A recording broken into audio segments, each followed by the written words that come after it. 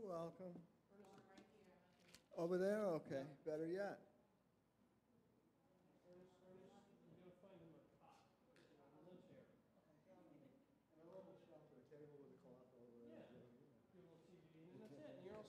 Big TV, big TV. Big TV.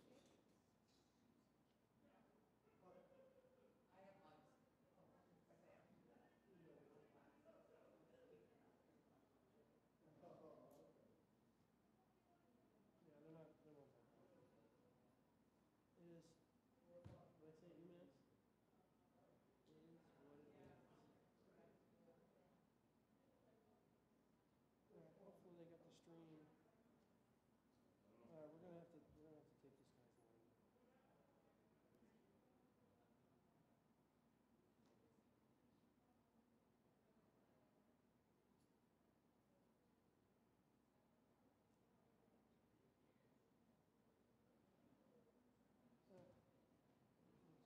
So they're on the phone with Zach right now.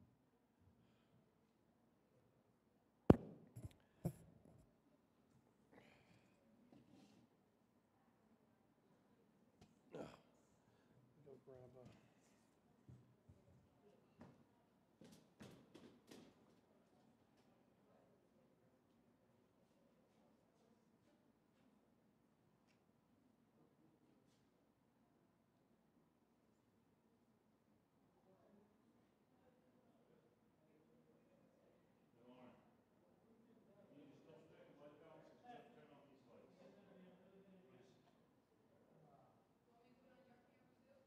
Yeah, if you don't mind, please.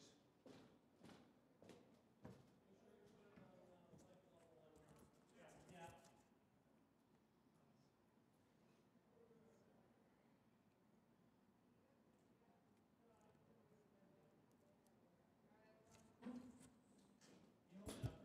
Sure.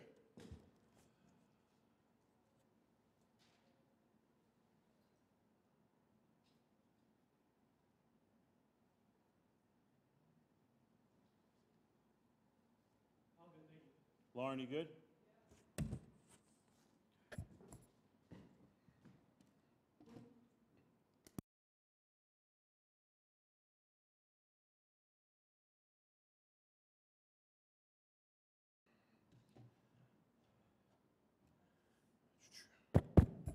Check 1, 2, 3, 4, 5. You got it? Excellent. Excellent.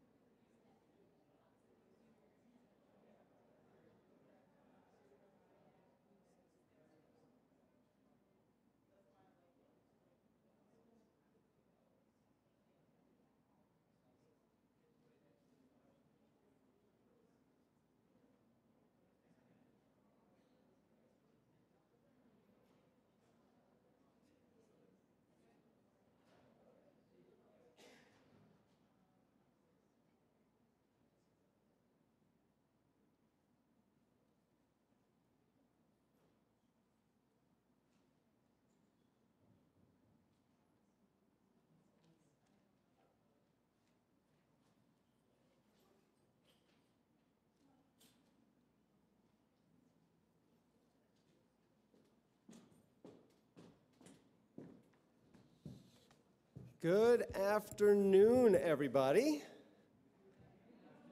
It's a little on the kind of sleepy side. Good afternoon, everybody.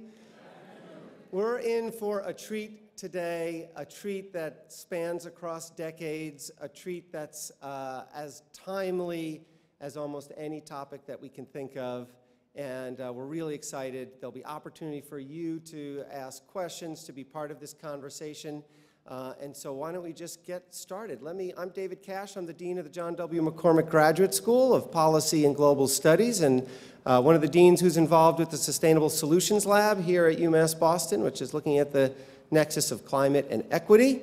Lots going on this campus, but as I think you know, lots going on throughout this region. And we're very excited to be putting on this show with you today. So let me invite up Chancellor Barry Mills, who will give you a welcome.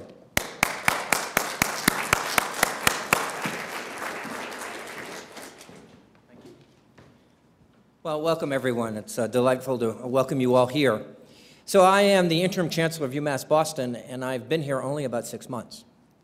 But over those 6 months, I've come to understand the power of the work that we do at this university. And the work that we do at this university around the environment is phenomenally impressive. So if there's only one message that I'd like to leave you with, it's the impressive work that gets done here throughout the curriculum. Whether it's the harbors here in Boston, or the environmental work that the Sustainable Solutions Lab does, or the policy work that David's group does, or the environmental science that gets done here throughout the university. This is a powerful place to come to study and work on the environment. We make an important contribution to Boston, to Massachusetts, and to the United States, and to the world in the work that we do.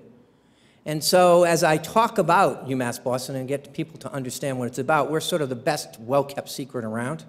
It's important for folks to understand the importance of what we do here on the environment.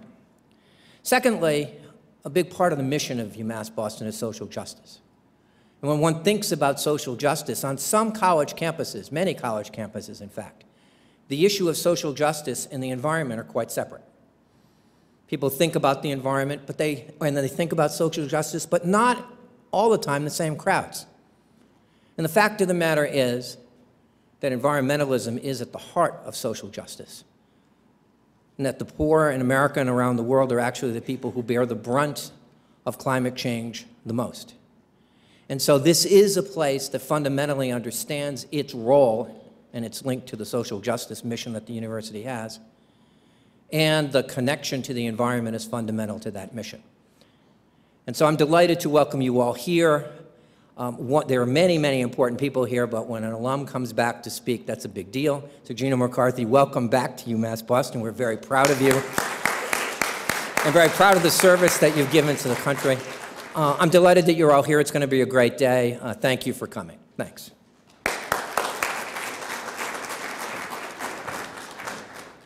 This event is a collaborative event between us here at UMass Boston and the John F. Kennedy Library right across the road. This event was the brainchild of the director of the Library Foundation, Steve Rothstein, who I'm going to call up in a moment, but had the idea during the celebration of the President's 100th year that there should be collaborations with universities to talk about the President's legacy. And this is what has come from that. So, please, Steve Rothstein.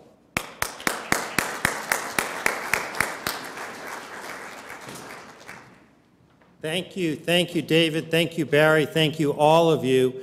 First, a minute on the centennial. This would have been President Kennedy's 100th birthday throughout the year, so we're doing a variety of activities, and we've done a number with UMass already, but there's nothing more important than literally in our backyard.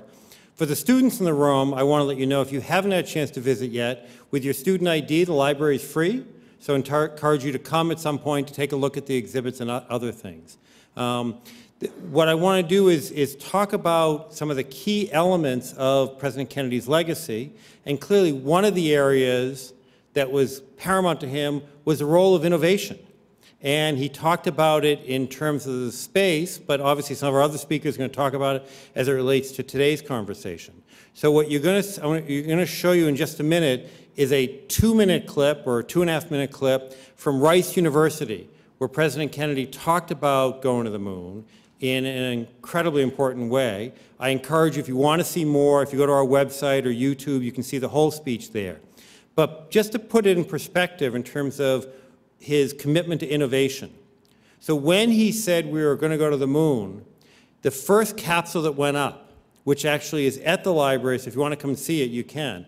If you take all the technology and all the components together, it had as much computing power as a quarter of your smartphone today. So if you think about his commitment to that and kind of this bold goal and what that could translate into other areas. So we're going to see in just a second this Rice University speech, and then followed that. We're really thrilled, again, all the speakers, but it's really an honor for me to introduce Jack Schlossberg. Jack is President Kennedy's grandson. He is on our committee that's looking at both the Profile and Courage and the New Frontier Awards, which, by the way, our New Frontier Awards this year are recognizing 2 individuals for their environmental leadership, May Bowe from 350.org and Congressman Cobella, and there's a flyer in the back if any of you want to come, or we're streaming it. Jack is also currently a student at Harvard Law School. So you'll listen to this speech and then welcome Jack Schlossberg up here. Thank you again for coming. Why, some say the moon? Why choose this as our goal? And they may well ask, why climb the highest mountain? Why, 35 years ago, fly the Atlantic? Why does Rice play Texas? We choose to go to the moon. We choose to go to the moon in this decade and do the other things, not because they are easy, but because they are hard. Because that goal will serve to organize and measure the best of our energies and skills. Because that challenge is one that we're willing to accept, one we are unwilling to postpone, and one we intend to win, and the others too.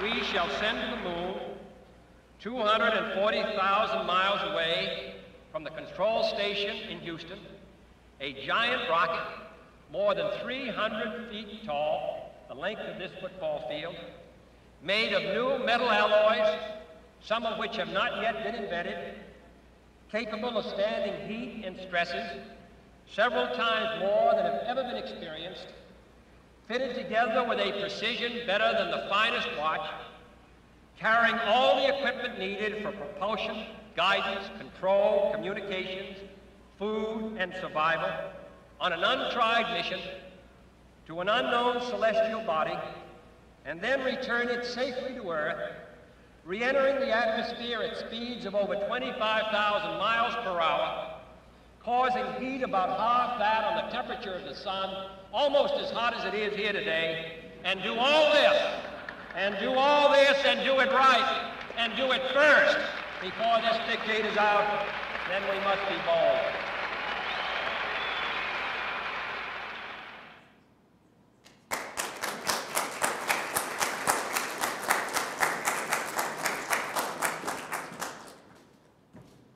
Hello, everyone. Thanks for having me here. I'm really happy to be here. Thank you, David, for inviting me. Thanks, UMass Boston.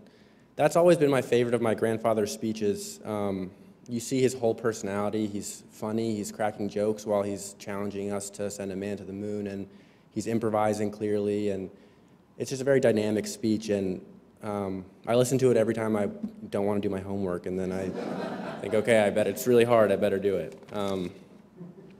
But, I mean, the lesson of that speech is really an important one when thinking about environmental issues. And the basic message is that challenges are opportunities, and that we're lucky to be the generation that has the chance to solve the hardest problem of all time. I think that the moonshot comparison to climate change and renewable energy is giving us a little bit too much credit. At that time when President Kennedy gave that speech, America had 15 minutes of manned flight experience. NASA had no plan to land a person on the moon. Some of the materials needed hadn't been invented. And it was, as my grandfather said later in that speech, a leap of faith. We're in a much better position. We know what's causing climate change.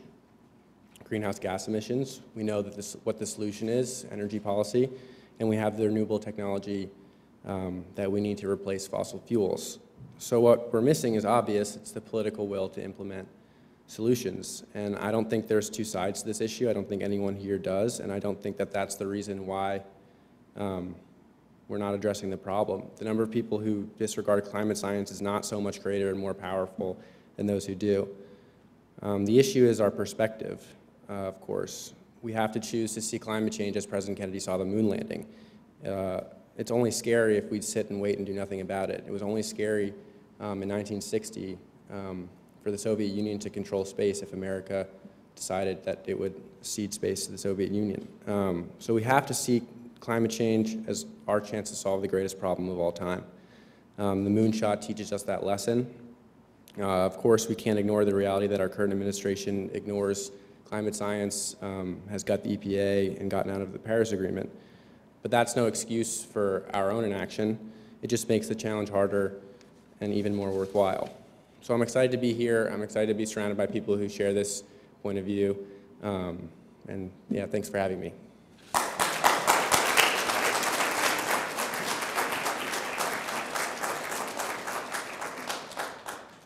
If I could call up Gina McCarthy and Emily Reichert, and we can get the next phase of this conversation going.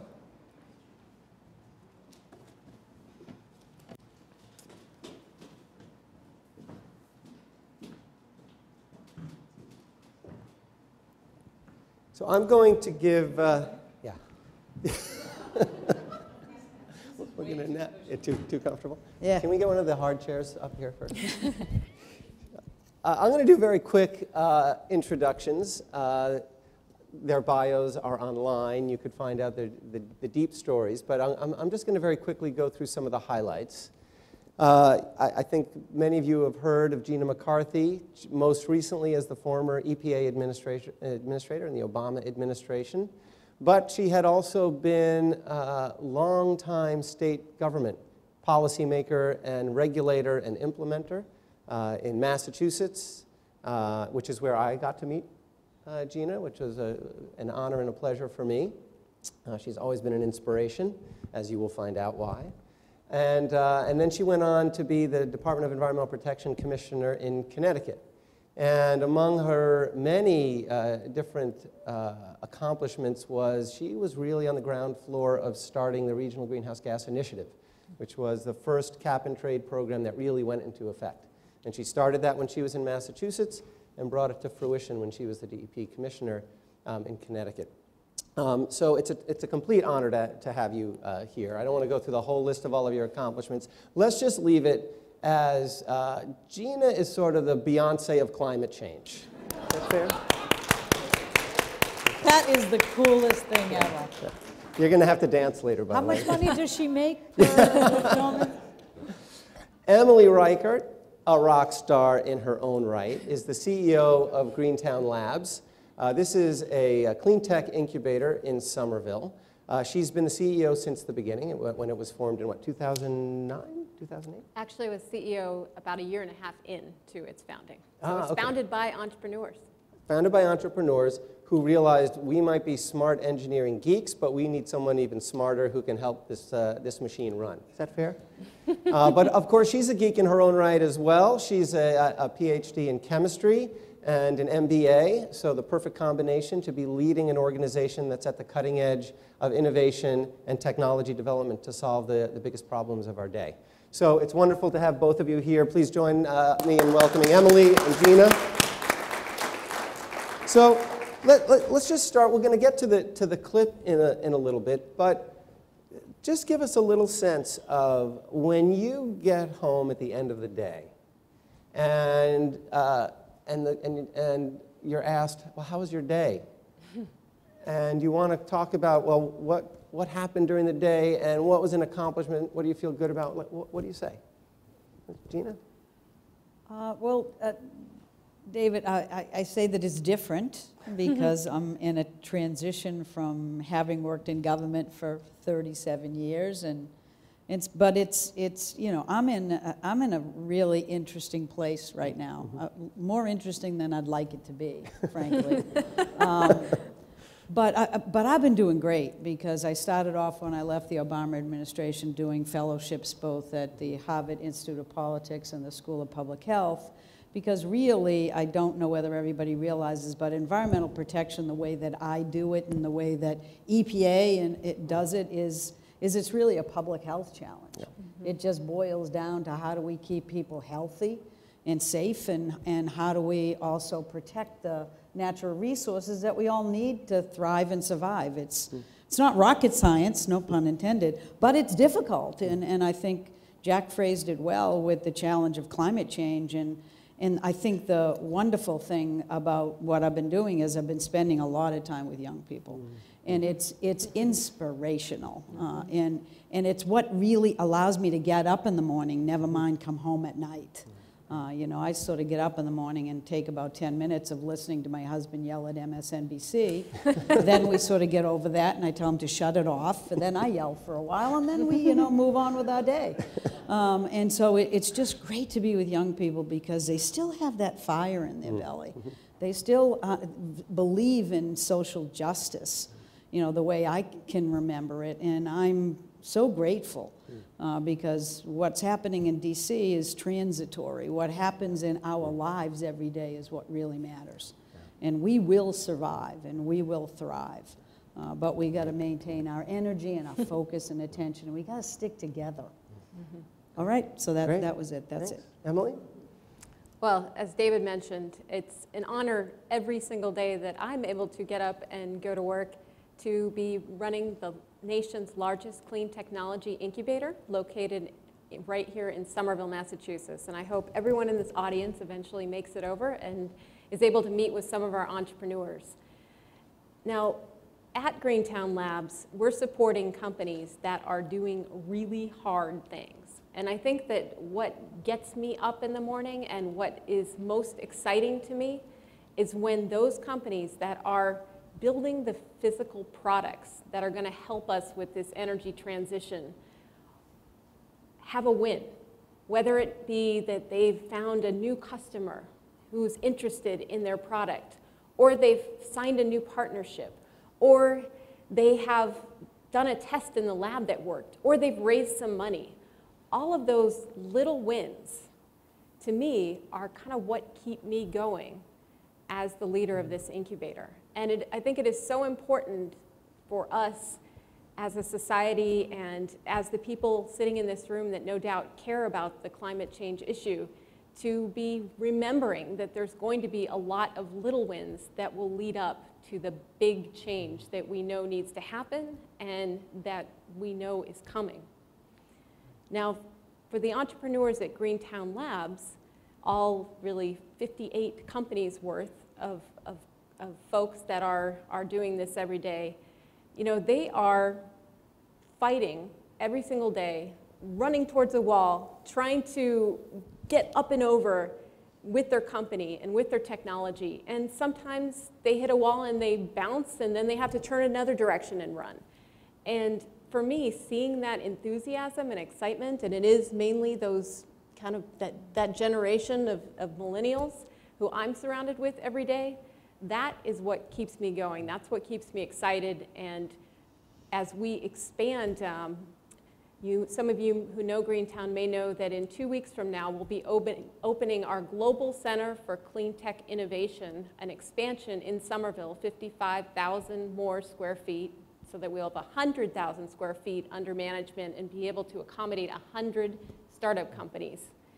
Just being able to offer this new resource, and we're going to have many new opportunities for these companies, it just is an amazing milestone for the organization, but it also says something very exciting. It says that there's still energy, excuse the pun, there's still desire, there's still passion to solve these big challenges around clean technology. And so that's the environment I'm in every day, and it totally keeps me going.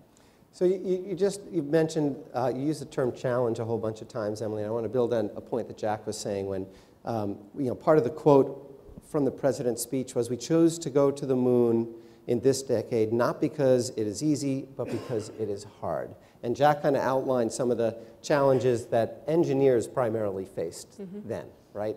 Going someplace unknown, not having the right metals, you know, all of those kinds of things.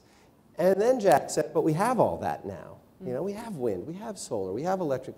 What are the challenges now? What's making it hard now? Because I think part of the argument is that there's something very different about what makes addressing these challenges hard. What is it now? Yeah, well, I found that part of the speech where he's actually talking about things that have yet to be invented as what we need to do is very reminiscent of the world that I'm in every day with these entrepreneurs who are all trying to invent things that haven't existed before. They're trying to solve pieces of the overall puzzle. And while we do have renewables, we have solar, we have wind, we have all kinds of energy storage technologies coming online, we have lots of solutions that are already in existence today. There are many, many more that are going to be needed to address this challenge overall. And so I think that our entrepreneurs realize that, and they are struggling with how to get a technology that they believe can make a difference to market. And some specific struggles around that, of course, if you're an entrepreneur, you're trying to find an investment. I mean, that goes for all entrepreneurs, right? But if you're building a hardware company, meaning you're building a physical product, you're also needing to pay for a laboratory, you're needing to have engineers working for you, and eventually you actually need to make that product. So you need to know something about manufacturing. And so all of these things are things that we help these companies to work through while they're trying to solve this really big challenge of getting their clean tech hardware technology to market. So Gina, what about the challenges? I know you probably have lots of scars that would illuminate these kind of challenges. What are the challenges you think that make this, as the president would have said, the hard thing that we need to do? Well, I probably sit a little differently just because it's from where I sit, but you know, I think Jack said it pretty well. Well, the problem we have right now is political will. And it's the political system that is, I think, very challenging for us. Look at, you know, climate change is the most significant existential challenge of our time. I mean, bar none. And we do have solutions that I think will get us to achieving our 2025, 2030 goals. The world has changed no matter what this administration thinks it can do to make us rely on technologies of the past to get to the future. We're actually creating the future with the technologies of the future. That's it. It's happening. Clean energy trains left the station, so they can talk all they want. But the real challenge is we're not sending the right international signals on who wants to take advantage of the opportunity that is posed when you need a transition in the world. The United States has always had the guts and the leadership and the smarts and the innovation and the drive to be the leader. And now we don't have it at the highest political offices. We've decided to cede that to other people who are looking to the future, who want to own it and are capturing it for themselves. So my concern now is not whether or not we're going to make transition and keep moving towards clean energy. It's going to be who wins in that war in terms of who gets the economic benefits from it. And if you think clean energy hasn't been a benefit to the United States of America, both to our breathing public as well as our pocketbooks, you're just dead wrong. You're not reading the facts, and there are facts, as opposed to alternative facts.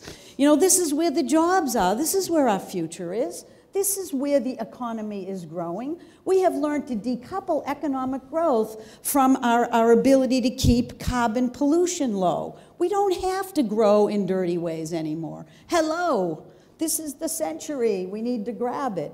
And so my frustration is that President Obama was pretty clear about the challenges of climate change, but he did much the same as good leaders do. And there's never been a better leader than President Kennedy. President Kennedy didn't stand up there and say, you know, we have this horrible problem with Russia. We think they're going to beat us to everything and we need to motivate ourselves to win. He didn't say that. He said, we're going to kick ass because that's what we do. You know what I mean? That's what we challenge ourselves to do. He didn't say it that way. He was much more clever than I am. But that's sort of how I heard it. You know, and that's really what leadership is about. So, you know, when President Obama stood up and announced his climate action plan and moving forward the Clean Power Plan and other things, you know, that was inspirational because he said it wasn't just, you know, a national security problem, an economic problem, an environmental problem, public health. He said this is the opportunity to keep America strong, to maintain our leadership in the world. But and that's what's most distressing. If someone said, oh, okay, Gina, I understand where you're coming from, but you know, solar's more expensive now, electric vehicles, they're more expensive and they don't drive far enough, and why don't we let China take those markets? You know, why not? We already have a system that's working. Well, I've been doing climate work for, I don't know, David, how old are you? As long as you are. 27, 28. Yeah, 27, 28 years. And, you know, and we have been trying to communicate the challenge of climate change at a time when we were projecting 20 years from now, relying on solid science. But we are actually the first generation to feel the impacts of climate change and the last to do anything about it. And that's what we have to keep in mind. It's not a problem 20 years from now. It's a challenge for us today. And you don't have to go far in your memory to remember that, and concerning the hurricanes and the unbelievable forest fires that we have been experiencing. But I think the most important thing is that now that we do have inexpensive renewables that actually compete in the market very well against fossil energy, in particular coal, we see coal as no longer marketable. So for once in my life as an environmental person, I can stand up and say, it's the economy, stupid, right? I like saying that now. I might not like it tomorrow, but I like it today because we're winning in the marketplace. We have the solutions. They're cost effective. They are part of the way in which we're going to grow the economy. It's leading to a future that is healthier and more economically stable than we would otherwise have by continuing to rely on dirty, expensive fossil fuel. So now I think the challenge is one of social equity. If we're moving to a future that's healthier for all and that addresses the challenge of climate, which we know, as Chancellor Mills indicated, is always going to hit the poor and the most vulnerable first.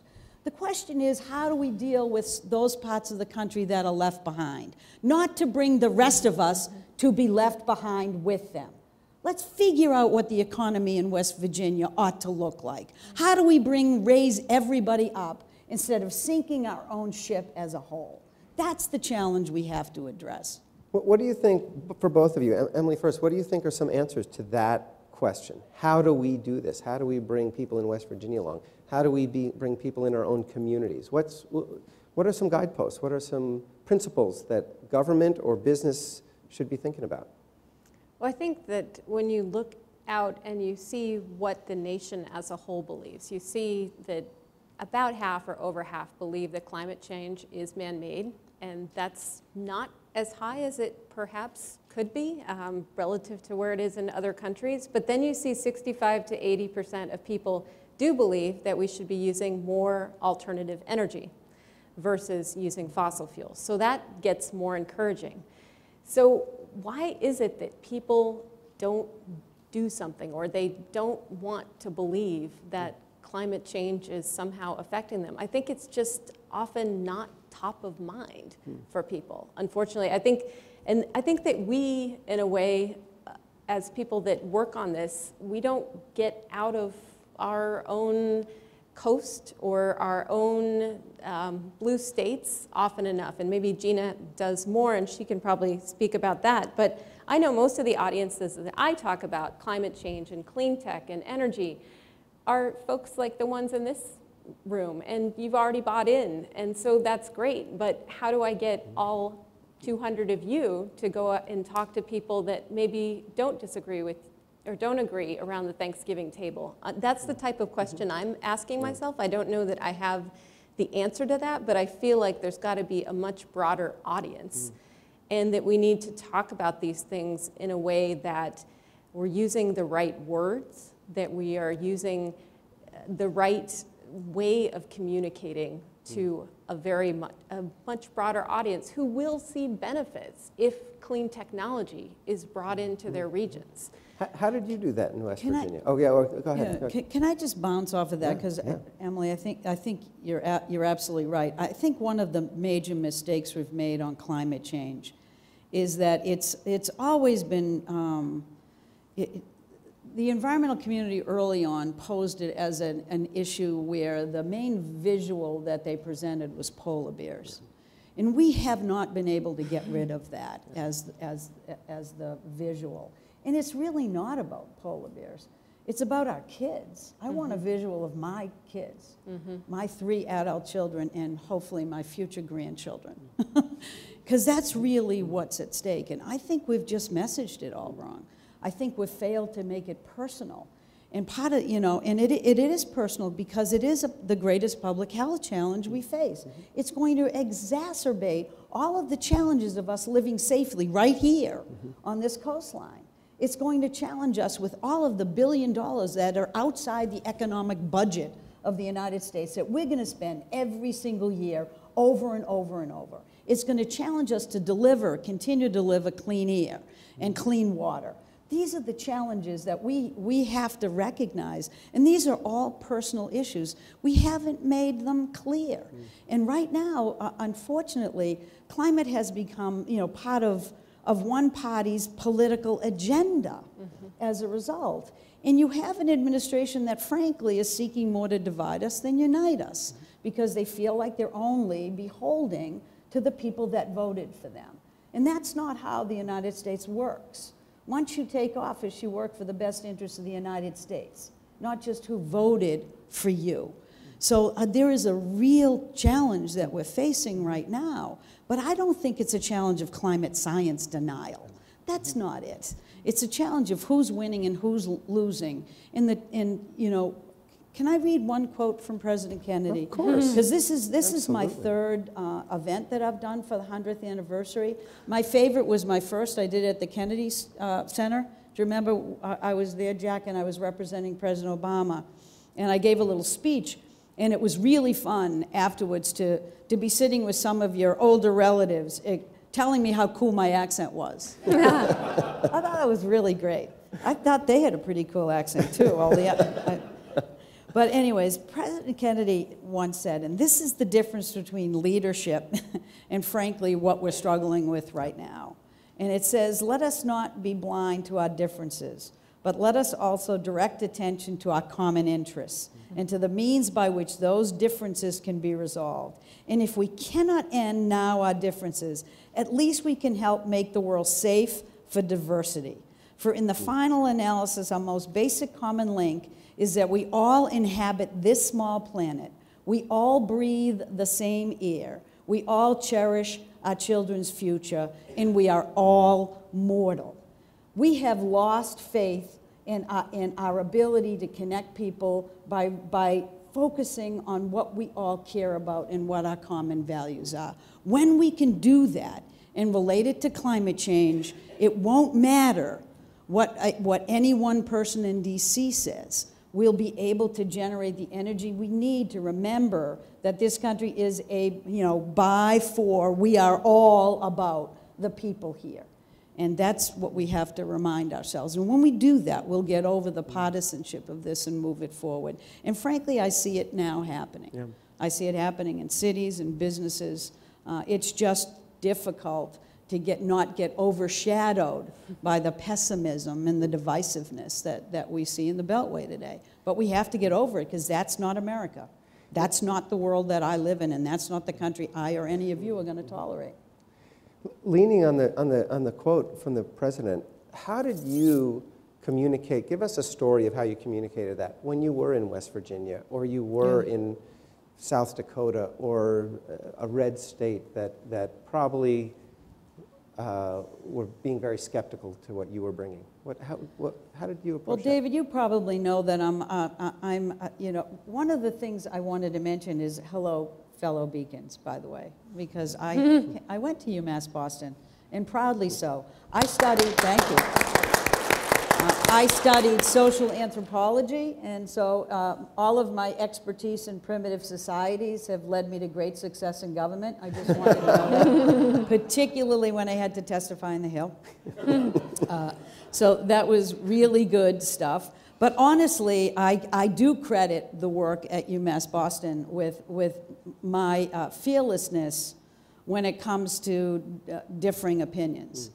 I actually love to bring people who have differing opinions to the table to find their common interests so that the resolutions can appear and we can move forward together. That is absolutely why I've had any success at local and state and the federal level. Because if you look at what we did, you know, we had a lot of work we had to do in climate, and you will never see any outreach better than the work that we did at EPA, because I didn't just want to hear from my friends. I knew what they had to say. They're boring, right? Once you hear it, I want to hear everybody who didn't think we were doing the right thing. We formed relationships with every utility and every RTO and everybody out there that had something to say about the energy world in the United States, and we brought them in and we went out to where they lived. I spoke to folks in South Carolina that run the utility industry in South Carolina about why they had a fear about us addressing carbon pollution, how it could work for them, what they were doing with nuclear there, would it be a resolution for other places? I mean, these are the things you have to do. This is what works, and we moderated what we did moving forward to make sure that we addressed every single issue that people were concerned about. Now, did it mean we were not sued? That is an unrealistic goal in the United States of America today. So, of course not. We are sued on everything we do. But the issue is we followed science and the law, and we brought everybody's voice to the table. You don't get 4.3 million comments into a proposal just because it's controversial. You opened up the floodgates. You went to environmental justice communities and told them what it meant for them and their children. And you always brought it down to the personal level. That's how it works. And I think, you know, I know that there's been a lot of announcements about all these things that are going to go away that we did, but I say good luck to them. If they can figure out how we failed, go for it. But I think we did a damn good job, and I think it's going to be standing when the next administration comes in to resume federal leadership.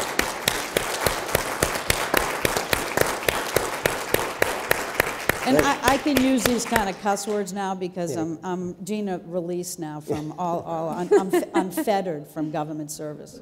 So there you go. Great, and that's, I will say it's a little discouraging that my testimony in support of the Clean Power Plan was boring, but you know, I guess that's it was decisive is what I meant to say. Emily, but back to the, I like, Gina, how you keep bringing the personal in here. So, Emily, as you think about the entrepreneurs in your shop, I know this is going to be too, you know, one or the other, and I don't expect that's what the answer is. But when they think about they're in this to make money as entrepreneurs, as business people, or they're in this to save the world, kind of how do they, when you guys, you know, have beer after work, how do they talk about why they're doing this?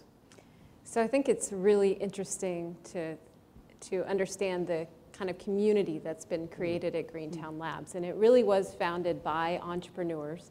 There was a group of 4 small young companies that graduated from a university, and they all needed a place to continue to build their companies and build their prototypes after they graduated, but they didn't have access to the lab anymore. And so they realized that they had something in common, though. They were all working on clean technology, and they discovered within 4 months of being together, and this was in a very rough space in East Cambridge in a warehouse, that there was a lot of value in supporting one another as peers. And that was really the core that built what Greentown Labs is today in terms of the culture. It's a very peer supporting, but it's also a group of people that has passion for something beyond making money. They have passion for solving big challenges related to energy and environment. So that's kind of hardwired into our DNA. And we've continued that as we've grown as an organization. Now we're no longer 4 entrepreneurs or 4 companies, 9 companies, 15 companies, 25 companies. Today we're 50 plus companies. And the way that we keep that cultural element going is that on every application an entrepreneur fills out to come to Greentown Labs, we ask essentially the question, how are you or your technology, how is that going to save the world? What is it that you are benefiting? How are you benefiting the environment? How are you moving us forward towards the energy transition? What is it that your particular company is going to do beyond simply making a profit? And all those other things are important too, right? Because there has to be a business case for everything that we do in this space. It can't just be about green and doing the right thing and feeling good about that. You also have to make money if you're growing a company. But I would say our entrepreneurs really treat those two things as side-by-side goals, and you hear that in the way that they talk about what they're doing. You hear that in the way that they founded their company. Like I can think of an example of an organization called Bevy, which is now a graduate of Greentown Labs. Bevy machines are now all over Boston, and there's an office in New York, and there's an office in Silicon Valley. What it is a water station that allows you to get water, all kinds of different flavors, as well as bubbly and flat. But basically, the idea behind this station was that this woman wanted to solve the problem of reducing the amount of plastic waste that went into the environment and becomes these big pools of really mess in the middle of the ocean. And so she had that as her lens for what she wanted to do with her company before she even got to us. And then it was a matter of figuring out who are the business people that I need to hire, who are the engineers, because she was a designer. And then how do I take this idea and turn it into a prototype that I build at Greentown Labs and then into a product that can be out in the world and actually reducing by millions and millions and millions a year the number of plastic water bottles that end up in the environment. So I'd say that that is how our companies are thinking about their work. And I'd say that that is actually a commonality of many of the companies I think that are in our region, in Boston in general. We are very much kind of a hard problems, solve things, kind of engineer our way out of it. And we like to do things with big impact. And so I think that, it's no wonder that JFK came from this part of the country. I think that's kind of hardwired into us. I'm a transplant, but I've adopted the traditional New Englander type of mindset. And I you're think working on the accent too. I love her accent. I don't have one. We're in Boston. And you don't have. When I fly into an airport, or when I fly into the Boston airport and I land from anywhere in the world, I hear that accent and I just feel like I'm home. I love it. That's great. So we have a public servant here. We have someone in the private sector. If there was, Emily, one thing that government should be doing that gives the clean tech sector tailwind, what should it be? And I'm going to ask you the same question too. I think at the federal level, what would be helpful is to give the signal to markets and to the country in general that we need to be moving forward in this direction. And I think we get that signal at the state level. We're getting that signal from large corporations who are saying, we're not going forward in the direction that the federal government wants to take us. We're actually going to continue procuring large amounts of renewable energy because our customers believe this is the right thing to do. We are hearing states and cities really helping us move forward on those fronts. But I think that it's the market signal. What my biggest concern is that there are students out there, like maybe some of those in this audience, who instead of deciding to do something really hard and solve a clean technology problem for the energy transition or the environment, decide to go do something else because they're hearing the signal that this is not going to be an industry that's growing. And I guess I'm here to tell you today that I see this thing growing like crazy. And that's why our organization is expanding, and that's why I have a group of passionate people who are surrounding us every day trying to make these problems into products that can solve them. Gina, you agree? A signal, that's what the government needs to be sending, and or what should that look like? I think that there's two things. I totally agree with Emily, and I think that's the challenge for, you know, the Clean Power Plan that we did, is it was trying to recognize that there is a clean energy transition underway that we're underpinning. You know, it wasn't aggressively moving. It was following the way the energy system was working because it was working in the right direction. But what it did try to do is send that signal out to 2030 for the longer term investment, because really, if we know we can get where we need to be to achieve 2025, 2030 goals, science tells us we have to do a whole heck of a lot more than what those goals result in terms of reductions. And so we really need now to be sending a signal for the next generation of transformational technologies after that to get us where we need to be in 2050. It is just incredibly important, and that's what's disappointing. You know, I think there's so much business uncertainty now because of the direction or lack thereof of Washington, that I think the business community, I know they're gathering and already convinced of clean energy, but I think they're really worried. They just don't know what you know, how they fare in this kind of uncertain world. And uncertainty isn't good for business. And so I think we need to be cautious of that. And let me tell you the other thing. If I want to make clear the public health impacts associated with climate so that it can continually be front in people's minds instead of something we need to worry about 20 years from now, I think we need to really continually remind people in the United States of the challenges both internationally and in the United States that remain. And it's easy on the international front. I just participated in the release of a Lancet-funded study that looked at the impacts of pollution in the world today. And it identified that it is 1 out of 16 premature deaths result from pollution exposure in the world today. It indicated 9 million people, you know, have their lives prematurely cut. It indicated that 4 million of those, you know, come from, almost 4 million come from just primitive cook stoves. Never mind the additional, you know, 3 million that come from overall bad air quality. I mean, these are significant problems. And we really need to marry strategies for carbon reduction in a way that will also bring people out of poverty internationally by addressing the public health challenges that they're facing today.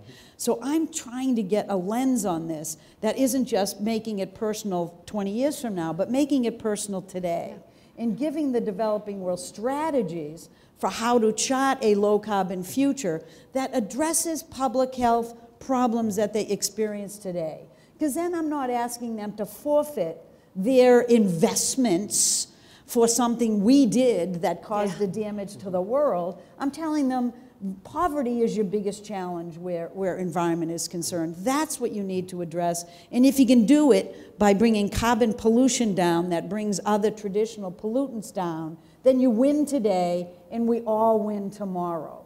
That's what I would like to make clear. And I think in the United States, our challenge is that it looks beautiful out there.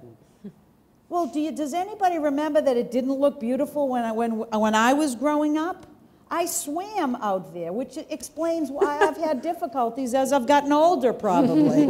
It was so polluted you wouldn't believe it. And you needed EPA to sue the state, a judge to take receivership of it in beautiful, lovely Massachusetts.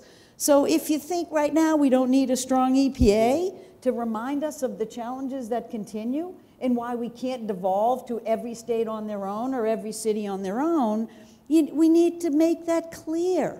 There are challenges today. 125 million people live in areas that don't meet air quality standards. More than 130 million live in areas where if the clean water rule goes away, the streams and rivers that they rely on from their drinking water won't be protected. We have emerging contaminants that are showing up in drinking water that did not exist in nature, and none of us have ever heard about, but now we have to rely on bottled water to drink in way too many locations because they're ubiquitous now.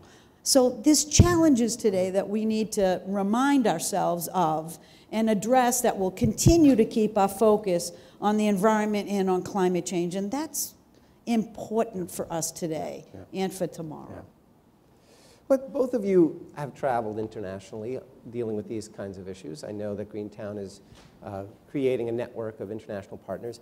What's the take internationally on either what's happening in the U.S. now or just in general as, you know, how one should be approaching climate change, clean energy, this whole revolution that you've both discussed?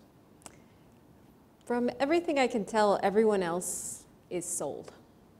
Right? So what we're doing as Greentown Labs is we recognize that maybe in the next 4 years we may not have federal leadership, we may not have as many government grants as may have been available.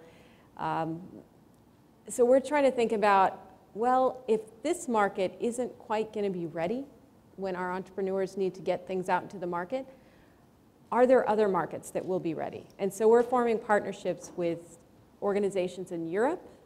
We formed a partnership with an organization in China, in Canada. All of these different partners are 100% gung-ho. This is happening. We are moving forward. And it's not a question of do people believe that climate change is man-made. There's just, that question isn't there to the same extent it is in our country. So I'd say that the most common response I get when I meet with new partners, and I was recently in the Netherlands trying to set up a partnership which would involve several different incubators, all of whom are helping clean tech companies. You know, I got a couple entrepreneurs that when I talked to them about what we're doing in the US and in Boston, you know, just kind of said, you know, giggled a little bit, you know, you got President Trump. You know, they questioned, you know, our commitment as a nation, and I found that actually really hard to take. And then you have to explain, well, no, actually, we're a blue state, and this is, you know, how we think about it. But I'd say I'd say the rest of the world is moving forward, whether or not our country is, and I think enough of our country is moving forward that we have to just move past these roadblocks at the federal level and assume that we're going to get it done, even if it means we have to reach out to partners in other parts of the world and build those relationships in the short term, because they are moving forward. Gina? Well, for me, it's just embarrassing when I meet with folks from other countries, because they just don't understand what's happening, probably any more than I do. And so I do think we need to think really long and hard about the path forward for ourselves politically and how we do that.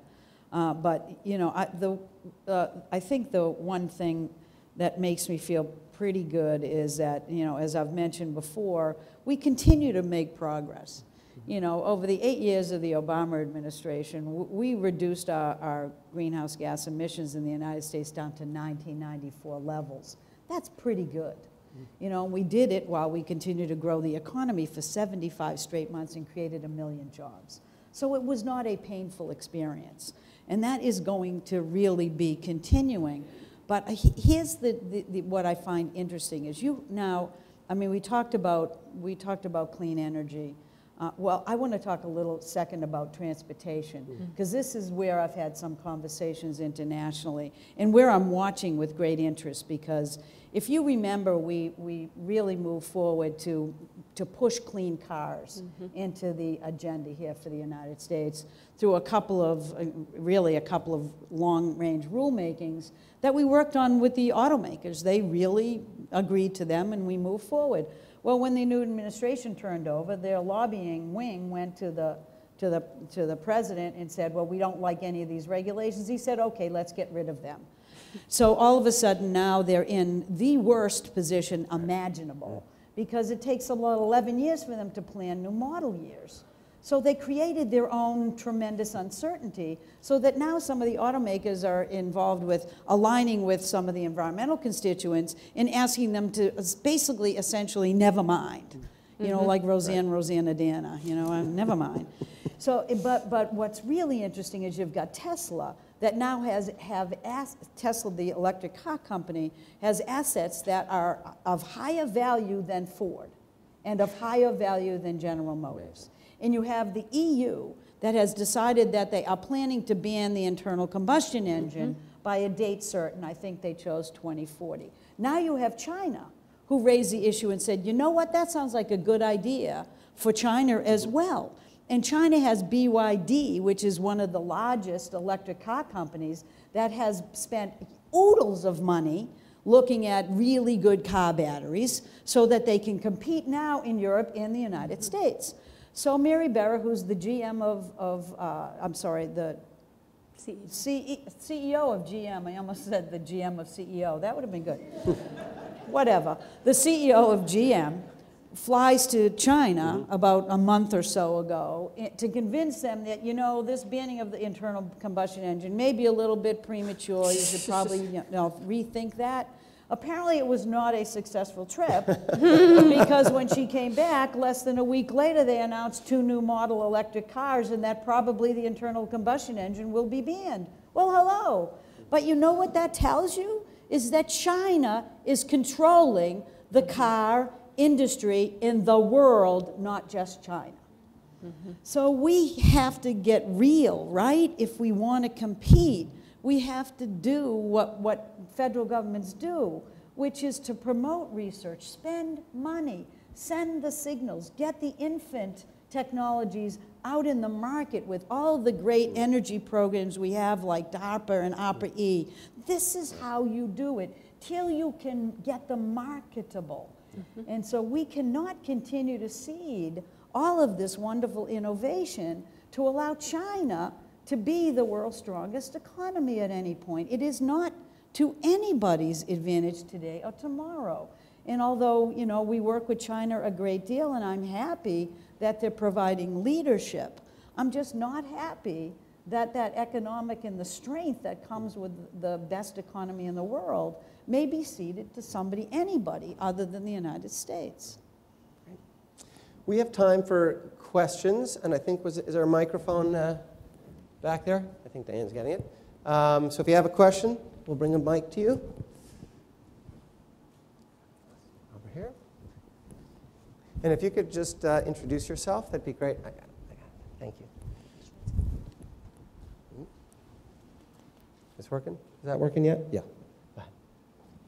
Hi, Judith Underwood from the Blue Institute at Cape Cod, and I'm not going to ask a water question, but I want to ask, can you talk a little bit about the utilities and where they fit into this picture? Because just the difference here between National Grid and what they're seeing for the future and incorporating renewables versus Eversource is very different.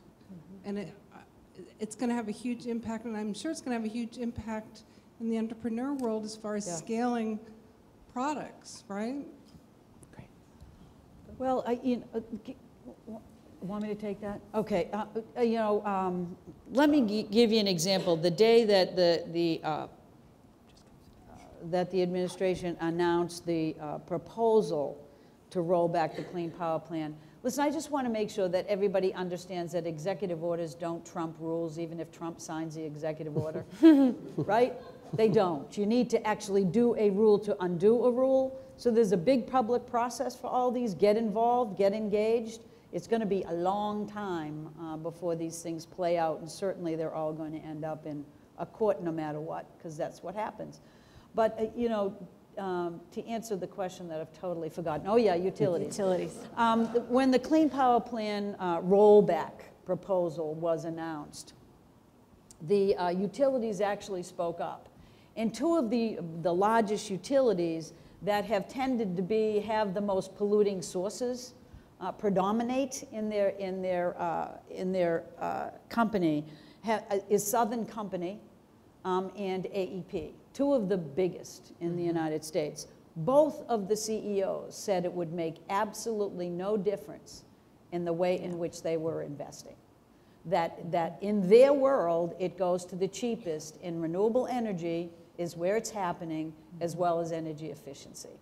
We have many states already meeting requirements that we weren't anticipating till 2022 in the Clean Power Plan.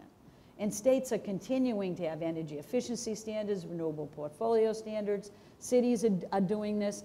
I think the big drama playing out is, and it may be in this neck of the world and a few others, is just how long is natural gas going to be a bridge to the future, as well as nuclear.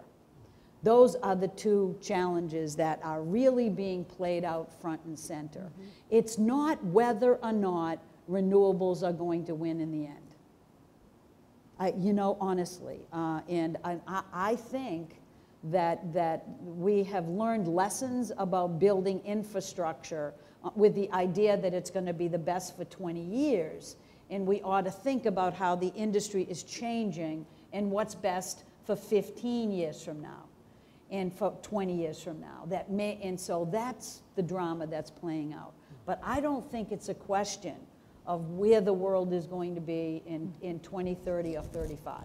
It's a question of how quickly we can get there and how to maintain the resilience and efficiency of the system in the meantime. And I am not seeing any threat with increased renewables that I can identify that would slow down this movement or cause us to have to slow it down. Great. Does that help? Other people? Oh. Next. Go ahead. So, hi, my name is Ya, and I'm a sophomore here at UMB. And I have sort of a question and as well as a offer of communication.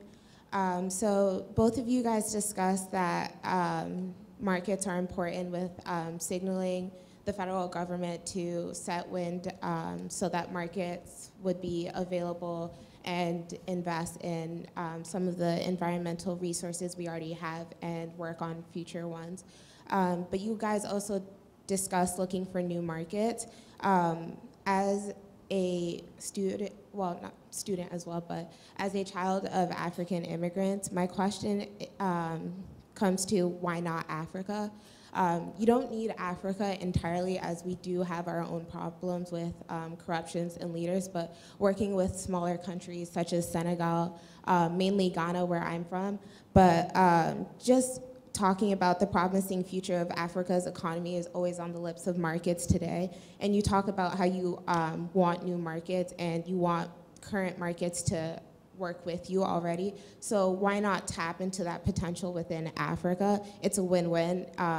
You don't necessarily, again, have to work with political leaders, but there's thousands, millions of youth like me who want a better home, especially in a country that they visited or even weren't born in. But when I go to Ghana and I see the open drains, and we have a saying in our language called dumso dumso, which means lights off, lights on, in terms of the general electric, not our general electric, but Yes, our yeah, electric power grid. So like, why not work with Africa as sort of like a test dummy, or working with the new markets and the markets who are willing to enter Africa? Why not them? Especially like we're at the equator, so like solar energy, right?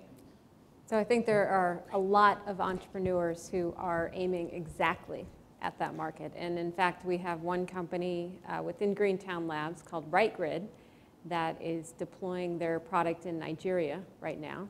And that is all about solar-powered cell phone charging stations, which also contain a battery, and the whole station can be used also as kind of like a telecommunications mini hub and also an e-commerce center. And so we definitely have companies that come into Greentown, and that is what they intend to do. That is their interest in deploying their technology.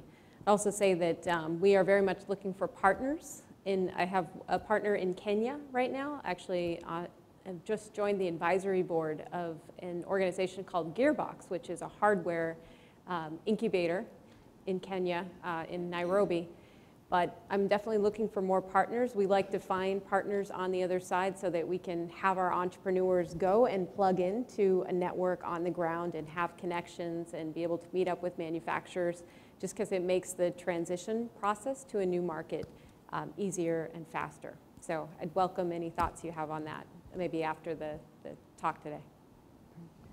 And, you know, let me just say that I totally agree with Emily, and I wanted you to know that I spent a little bit of time in Ghana for this exact reason.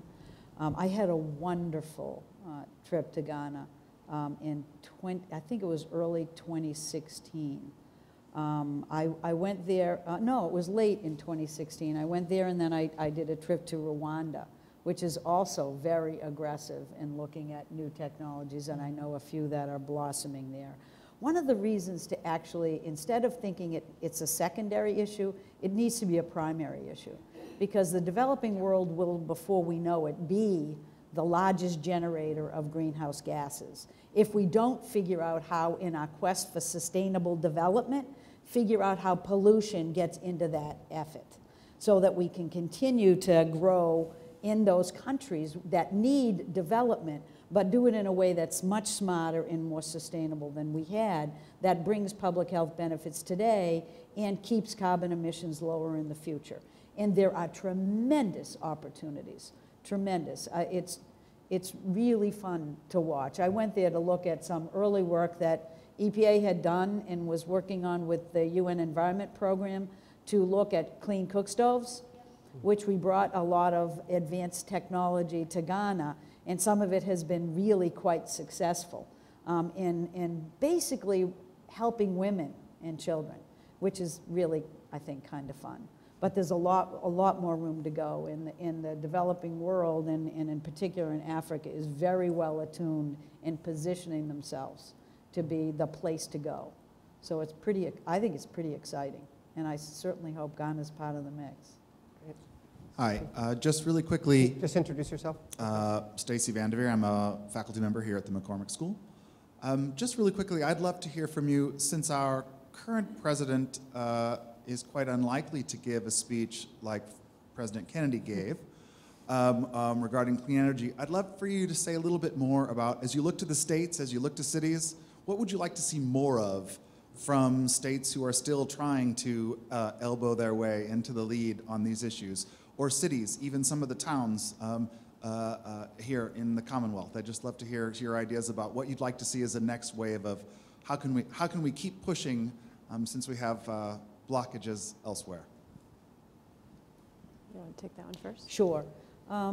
Well, I think there's a lot of efforts to engage states and cities in this effort, as well as the business community. And frankly, I think the business community will play a large role here. Mm-hmm. I do think they're worried right now, because they know they have to move to clean energy, and they're used to a federal government that supports that transition. Mm-hmm. And so they're increasingly getting to be part of the game and really active. You have a group, you have a couple of groups that are moving forward at the grassroots level. And I don't want anyone to be disappointed by that. I think it's actually really cool. Mm-hmm. There are it's something called the America's what's it called? America's Challenge. And they have almost 300 cities signed up. They have 1,500 businesses. They have 400 universities or higher education, and they're moving forward. I think their big challenge is they have people mayors and things that want to sign up. What they really need is the technical expertise to deliver on the goals that they're setting. And so a lot of people are working in two different ways. One is to get legal assistance and help for how you can move forward in a way that meets all state and federal and local standards, but also just the getting the states and the cities together so they can share best practices, understand how to move that forward. I think that's the big deal today, is basically getting them the technical capacity. And you need to understand, because I've worked at every level of government, is that everything that I see is good and innovative always starts at the local level. Mm-hmm. It's always a grassroots effort, always. I've never seen anything that started at a higher level and had any juice, because it wasn't close enough to the people and people didn't know whether it would work. So it's when local governments get really aggravating in communities, then states do something because they have to manage all those communities that are going crazy. And then when states go crazy, the federal government goes, oh my God, I have a brand new idea. It's what that grassroots person said ages ago, you know? That's how you innovate in the United States, and that's what we're doing again. So I don't think people should be disappointed by that. I'm disappointed about the leadership at the federal level not being there, but don't think that it won't still have some great ideas in movement forward. What I worry about the most is that we continue with the grassroots stuff, because people worry whether mayors are going to deliver. Well, the only thing mayors deliver on is what their constituencies tell them. So I'm more worried that people keep the grassroots work going. Treat this like a campaign. Get people over your home and say, how will I aggravate my mayor to make sure that he delivers on these goods? What do I know that he should know on how to do this? We got to keep the pressure up so that the will of the people end up being what happens here. And that's what I would encourage you to do, is go house to house. You know, do that grassroots organizing like we always do when we have a challenge that we have to face. I couldn't agree more with, I couldn't agree more with Gina on the importance of grassroots. And I would just add that I think that we have a number of politicians that are doing the right thing or encouraged to do the right thing. I mean, Governor Baker has been really pretty good on clean energy issues, has been supportive of the policies that were in place previous to his administration, and is certainly a big supporter of the work that we do at Greentown Labs. I'd say Mary Marty Walsh is out there.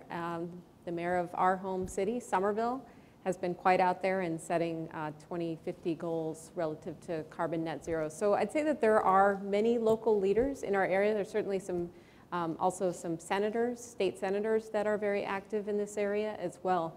I think the onus is on us, though, is when they do something good, or they are, you know, we need to keep encouraging them. If you do Twitter or you do Facebook, when you see something good come across the wire, sorry, it's not a wire anymore, it's electrons, but whatever, you need to respond and say, hey, I agree with you, or I believe in that.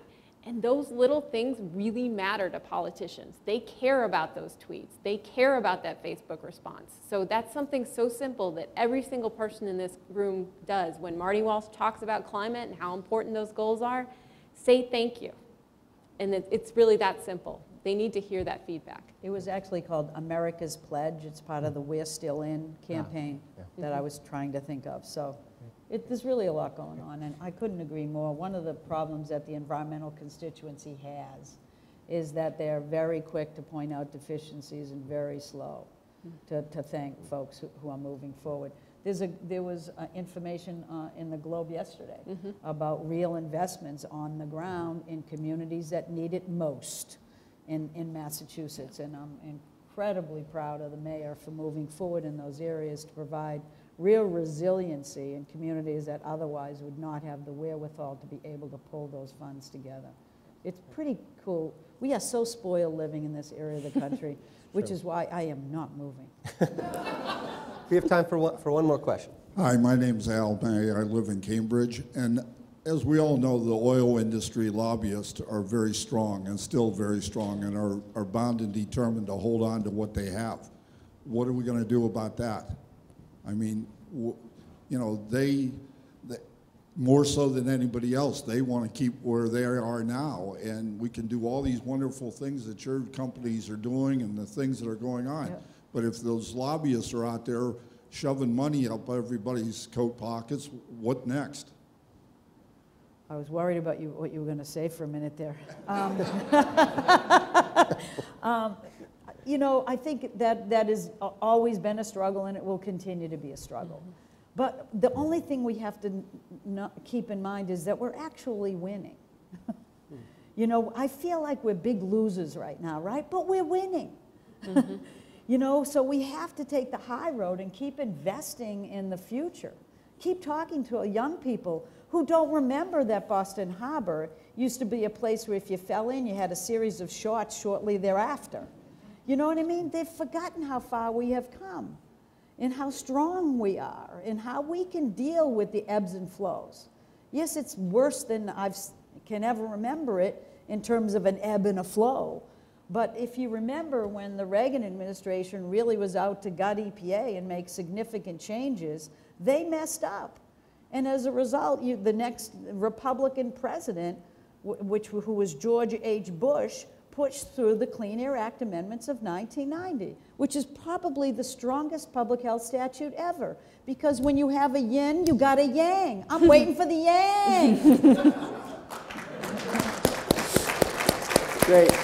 So we're gonna end now, but as a final thing, I have a hypothetical, and that's if you were giving a 2-minute speech in front of a large audience in which you were inspiring them to meet the challenge of climate change, to see the clean energy revolution as today's moonshot, what would you say to them, hypothetically, if you were? I think we better end on Gina. Okay. So Emily, why don't you take it?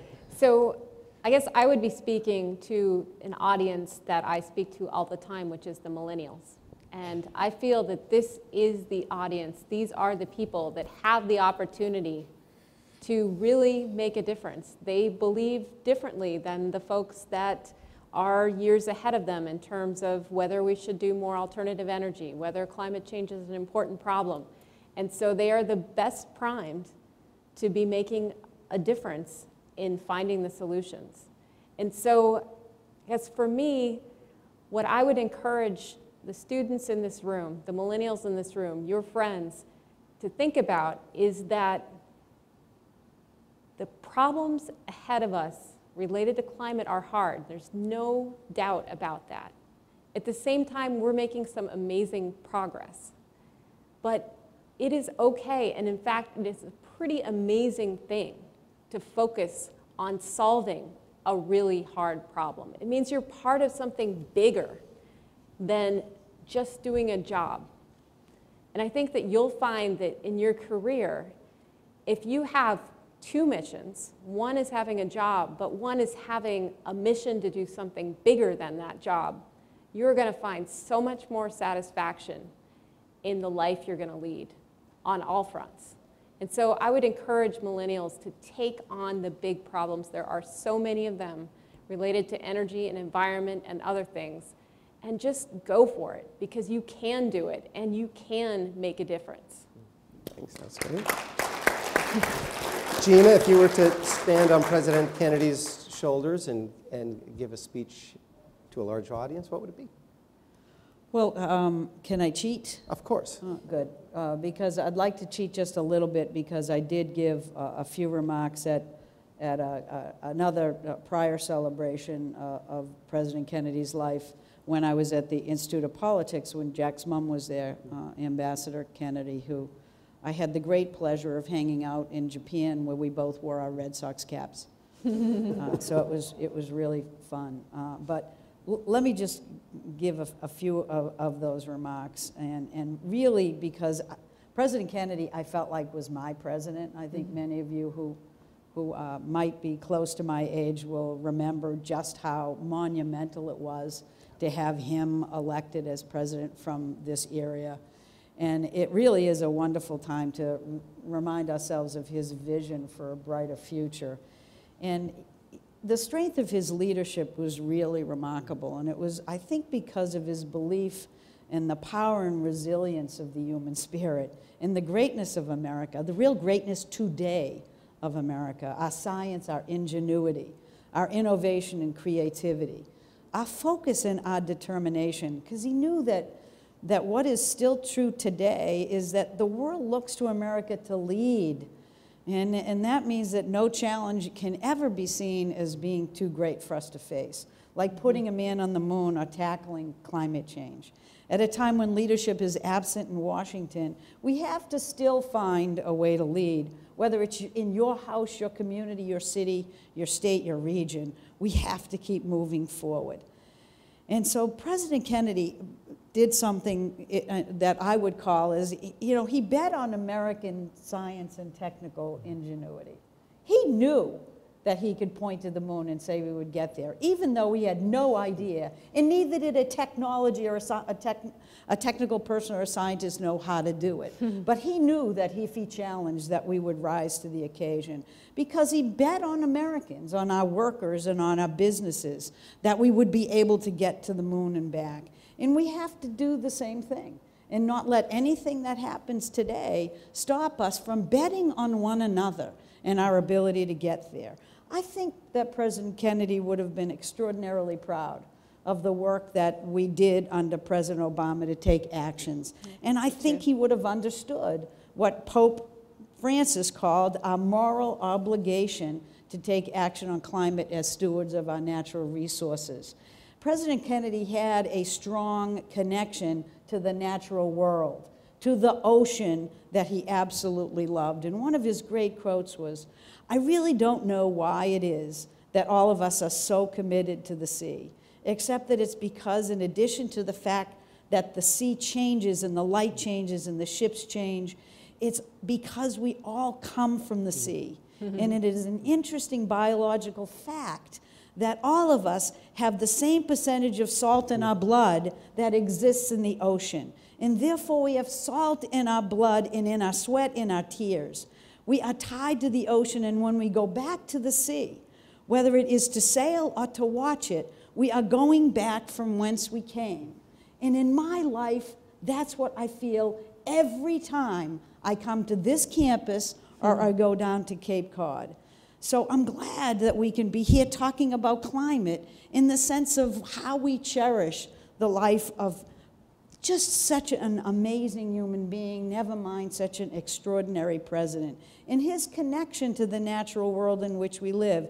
And hopefully it will keep us inspired at times when the federal government loses sight of its way, that it is up to remind everybody that clean air, water, and land are not just about somebody else's problem or some future, but they represent our core values. And we have to keep on moving forward and chart a path to protect our children's future.